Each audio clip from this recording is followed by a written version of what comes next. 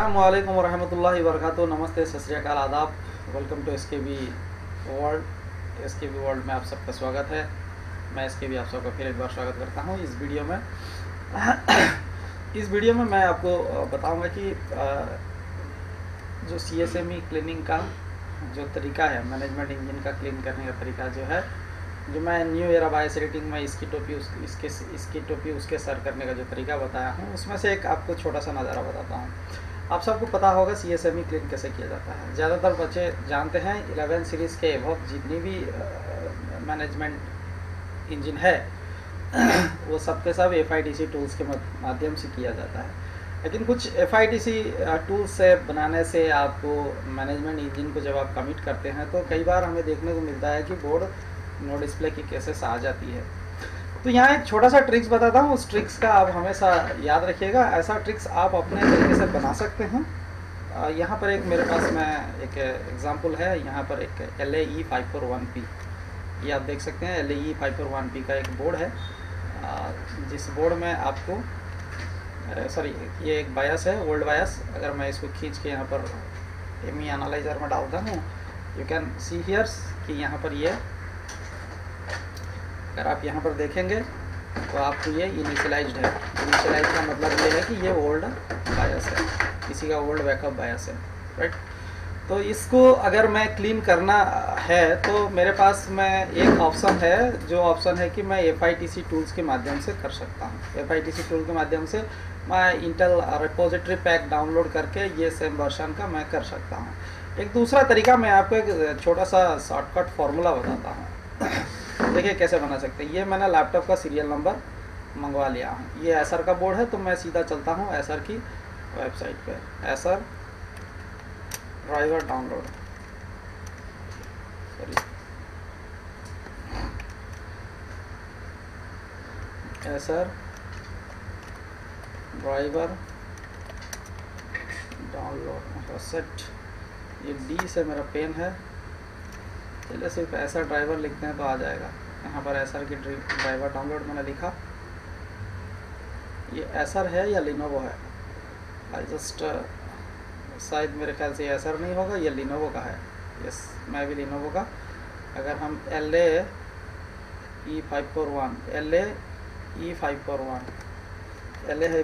541P अगर लगाएंगे तो देखेंगे तो ये हमें पता चलेगा हाँ लिनोवो का है, राइट।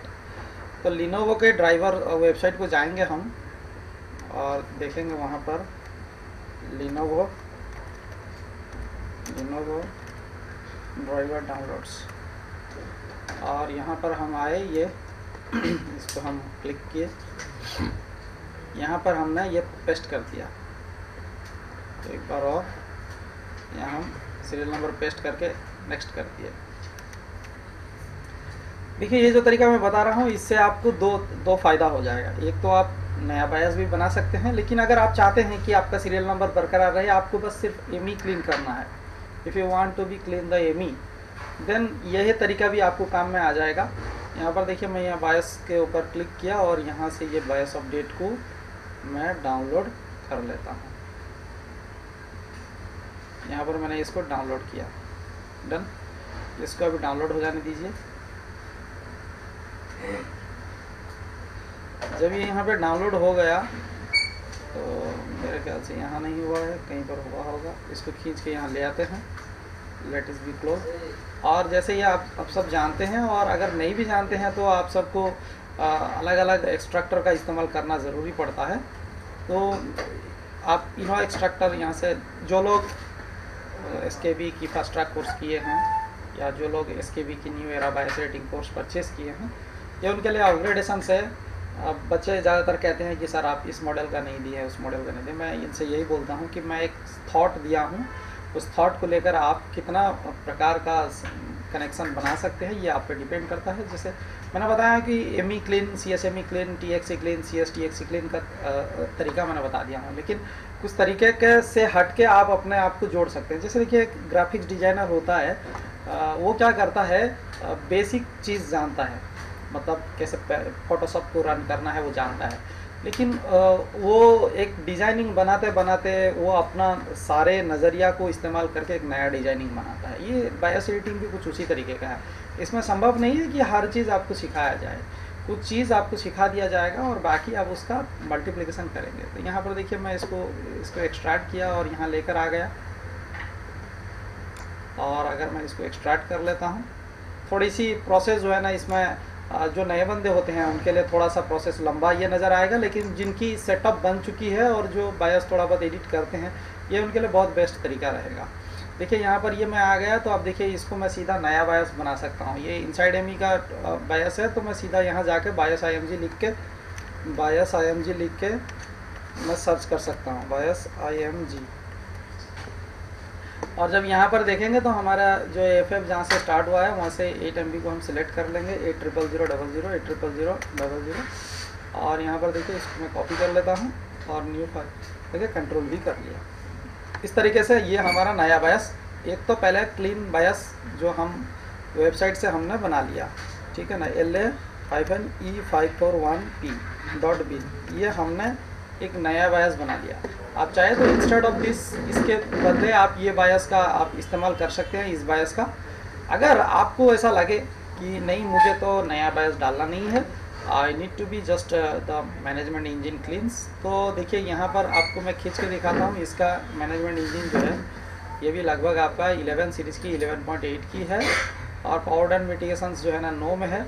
और जो आपकी ओल्ड वाले थी, अगर आप ओल्ड वाला भी आप देखेंगे, आप इस पर खींच के देखेंगे ओल्ड वाला, तब भी आपको भी ये 11.8 सीरीज़ की या 11.6 सीरीज़ की मिल जाएगी, 11.6 सीरीज़ की। तो मैं अब जो है ना ये मेरे पास में जो क्लीन बायस मिल गया है, इसकी मदद से मैं इसको क्लीन कर सकता हूँ बड़े इजीली। मैं बाकी सबको डिलीट कर लेता हूँ। Let me delete all those things. Set यहाँ पर ये इसको रिस्टोर कर लिया, बाकी सबको डिलीट कर दिया। एक मेरा क्लीन है, एक मेरा एमी इंजन जो है ना क्लीन नहीं है।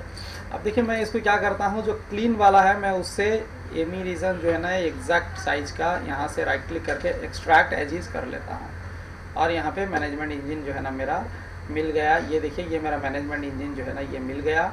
जितना कंपनी ने डिसाइड किया उस वही मैनेजमेंट इंजन मेरे को एग्जैक्टली मिल गया। अब मेरे लिए आसान हो जाएगा मैनेजमेंट इंजन को क्लीन करने के लिए, ठीक है। अब देखिए मैं क्या करूँगा, ये पुराने वाले को खींच के UEFI 0.2 व्यूअर्स में ले जाऊंगा, और यहाँ पर ये मैनेजमेंट इंजन एमी रीजन के ऊपर मैं राइट क्लिक करके रिप्लेस एजिज कर लूँगा, और ये जो फाइल मैंने एक्सट्रैक्ट किया था, इसको पाथ दे देता हूँ, ठीक है। इसको क्या किया मैंने, पाथ दे दिया, इसको ओपन कर लिया।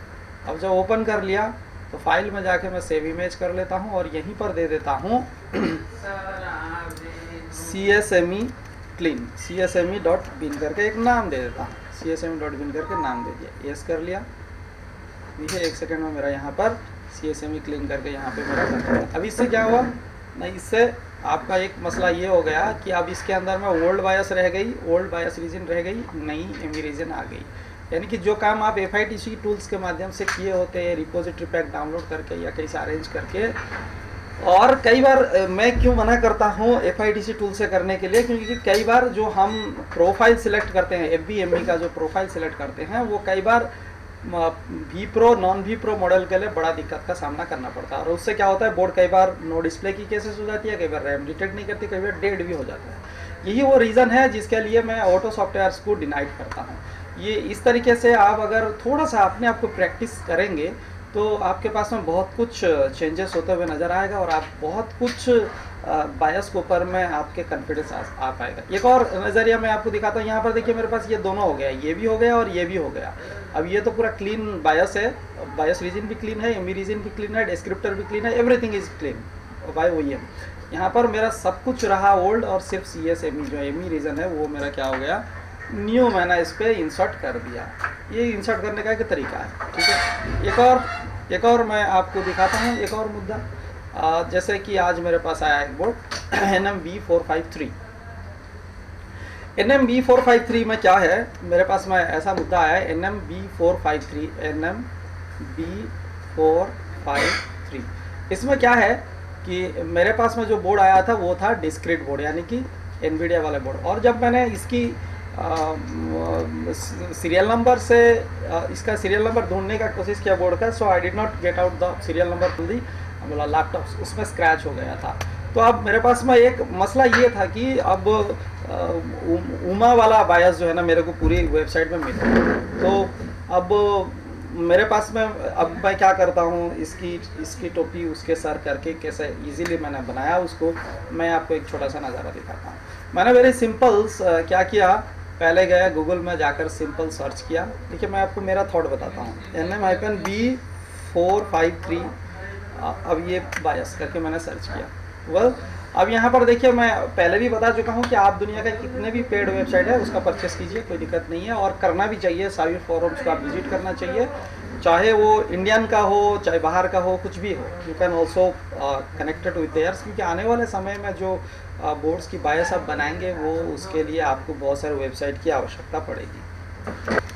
सो यहाँ पर मैंने क्या किया, सिंपल इस विनापिक्स के वेबसाइट में गया और जाके मैंने इसके पहले मैंने यहाँ पर सर्च किया, तो मुझे यहाँ पर एक नज़ारा देखने को मिल गया कि मुझे डिस्क्रीट की ग्राफिक्स वाली बायोस चाहिए थी। तो अगर यहाँ पर मैं थोड़ा सा सर्च किया तो मुझे इस फॉर्म में एक नज़ारे में मिल गया था।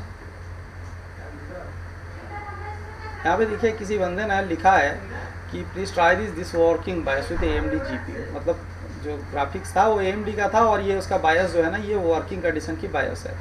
मैंने इसको सिंपली डाउनलोड कर लिया, let me download that things.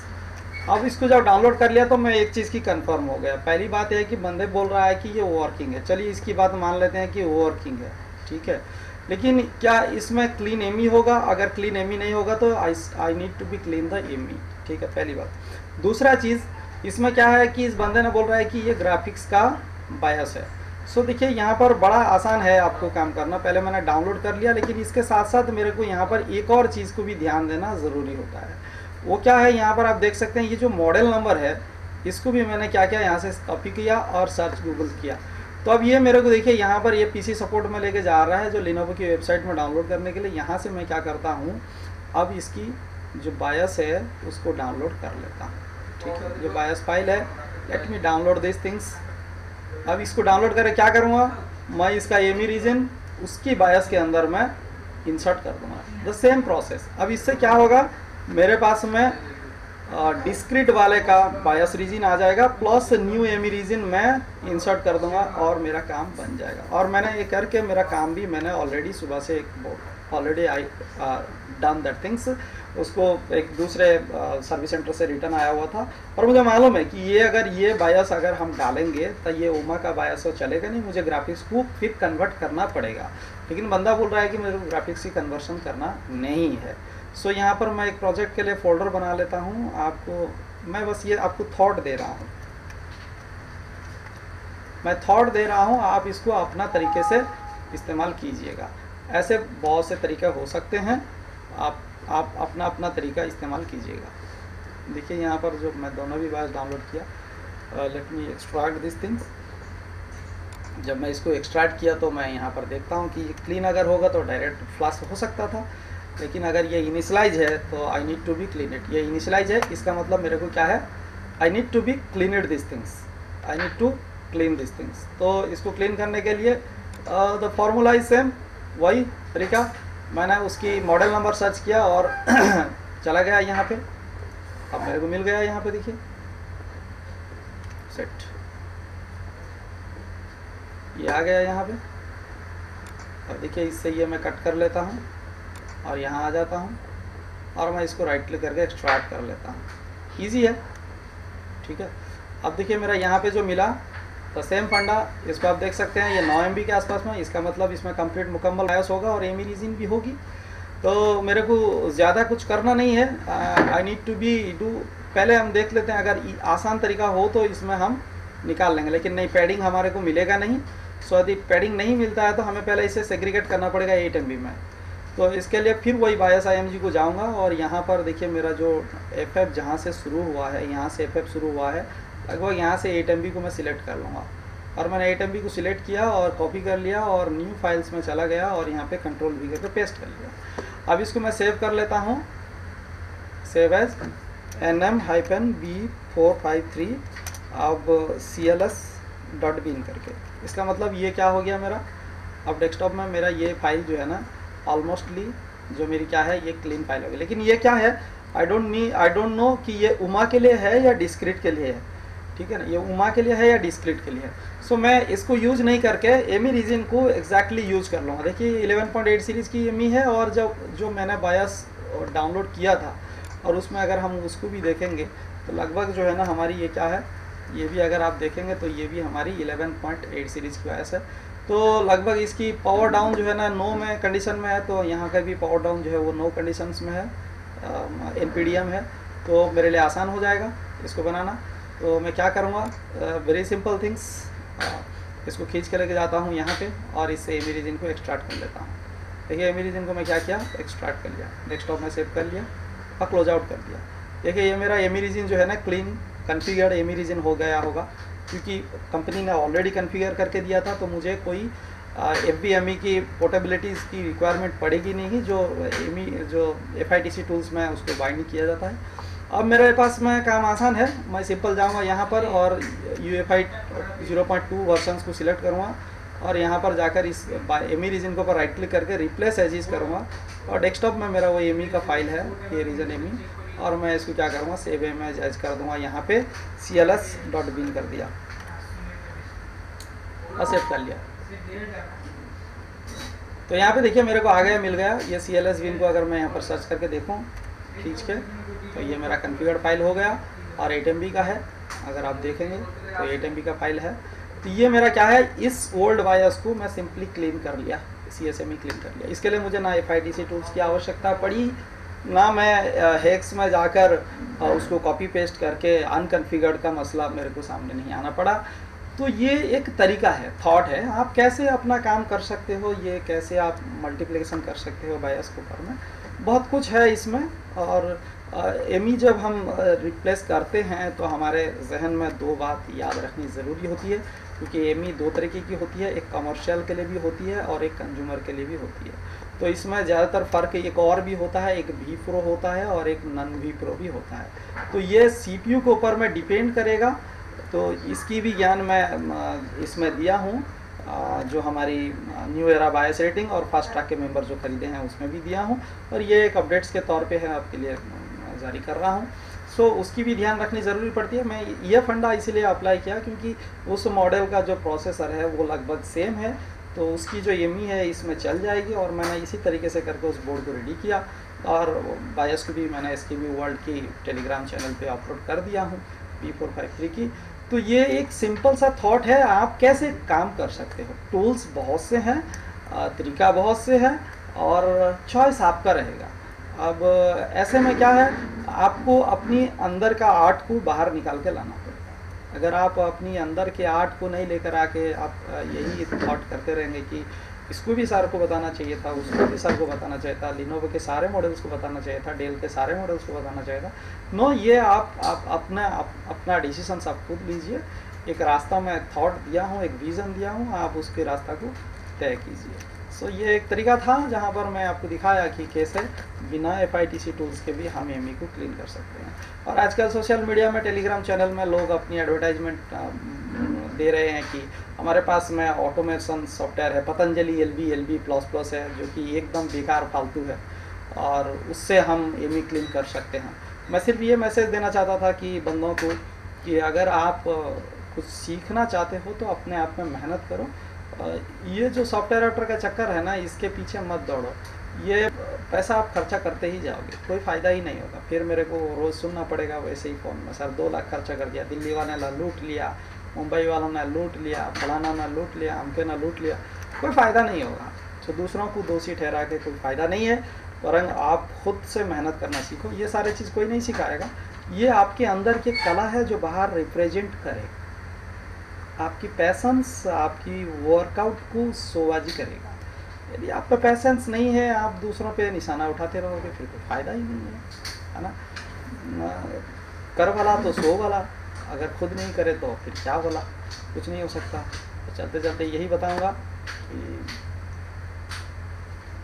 वक्त का जब सिलसिला चलता है तो किसी गवाह की रिक्वायरमेंट ही पड़ती नहीं है। सो आपका वक्त का सिलसिला आ ना जाए इससे पहले सारे गवाह को तैयार कर लीजिए। इसलिए बोलता हूँ कि बायस रेटिंग को सीख लीजिए। जो बोर्ड आएंगे आने वाले समय में वो आपकी होश उड़ा देंगे। You can not believe that things. आज मैं बोल रहा हूँ, कल आपको सामने में देखने को मिलेगा। कुछ लोग सोचते होंगे ये अपना मार्केटिंग कर रहा है। वेल डन, आपकी थिंकिंग भी सही है।